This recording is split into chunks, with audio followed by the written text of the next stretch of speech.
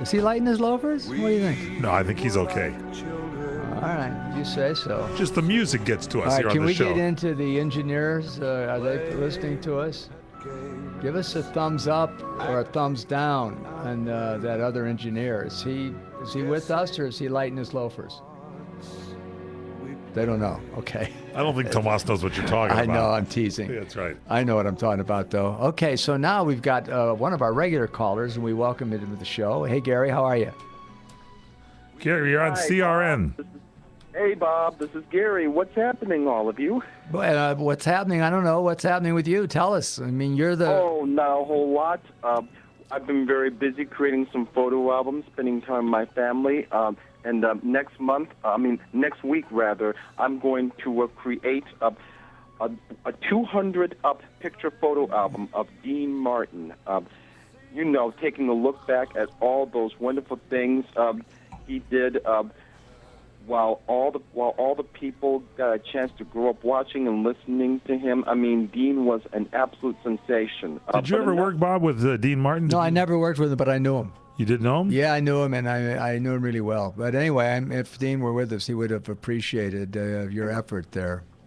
Enough of this nonsense. I have a question here, and I'm going to make it real fast. Go. If High Mountain Rangers were to stay on the air for at least 3 seasons, despite facing in competition of Marla Gibbs's 227, would you have featured so many guest stars, which included Bobby Fuller and his best friend Jim Drury? Sure, I would, of course. I mean, I knew Fuller and I knew Drury, and I would have been pleased to have starred them in that show if it had lasted. Sure, but thank you for asking, and thanks for being a part of this show.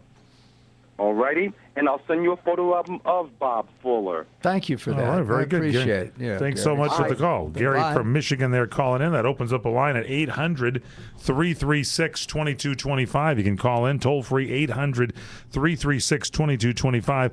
And our email address is rconrad@crni.net, the Conrad Radio Network Interactive.net. By the way, this show done live on Thursdays, it's Bastille Day. This is a big deal. You're big in France, and this is a big celebration in France when they overturn the ruler and stormed the prison gates there, the Bastille prison. This is the big Bastille Day celebration. Well, no kidding. I mean, thank you for sharing that because, first of all, this guy that they sent us, where's her picture? They sent us a picture of one of the most successful boxer in the history of French boxing. And his woman, his companion, was named Edith Piaf. Edith Piaf. And who is this boxer? And his name is Marcel Cerdan. Marcel Cerdan. And he became the middleweight champion of the world. And if you'll turn it to the front page, can you flip it to the front page? Not open it, just turn it. So we all right, there is Marcel, and he is hitting a guy from Gary, Indiana, a neighbor. Who is Marcel is throwing a punch, I'll tell you that. Yeah, and he was, and he was retiring him. He became champion of the world. Tony Zale is the name of the middleweight champion, who also is one of my boxing teachers. And that was sent to you by Sylvie, who sent you a nice note and said that she knew how much you liked Marcel, and that's a great photograph there, and that's a 60th anniversary of his passing, by the way. Yeah, one of the things that's noteworthy, because this is not a sports show format, it's entertainment, but there's a picture of Marcel with one of America's great boxers, the first Sugar Ray anything, and that's Sugar Ray Robinson, who incidentally saw me box and mentioned that something very complimentary. But in here, there is Sugar Ray Robinson with Marcel Cerdan, and they're sitting together. Here, just show that. It's worth it. And then we'll move on. But he was a great boxer and a great friend of America, and I didn't know him because he passed when I was 12 years old. You see those two guys sitting together there? Yeah. Save that for me, will you? I appreciate it. And so, Definitely say that. By the way, you can go to our website, CRN Talk, after the show and check out the YouTube video so you can see that. Okay, now there she is. Where's Sylvia's picture? There's a picture of, where is she? Sylvie DuPont, there's a picture here. All right, here, now let me show a picture of Sylvie DuPont. Right here. Is that show it, will you? I'm saving that too. All right, so there you go. Okay, That's one of our listeners. You can thanks, you can boss. send letters in. You can email us, rconrad@crni.net. And good stuff. Thank you, Sylvie, for getting that in. That's All right, great. now let's move on over to Kevin. Hey, He's Kevin. in Anaheim Hills. You're on CRN with Robert Conrad. You're a local guy. What's up, man? Hey, how you doing there, Uncle Bob? Good. Hey, listen, Kevin, when we're finished with you, we're going to New Hampshire, and then we're going to, I think, Virginia. But go ahead. What's up?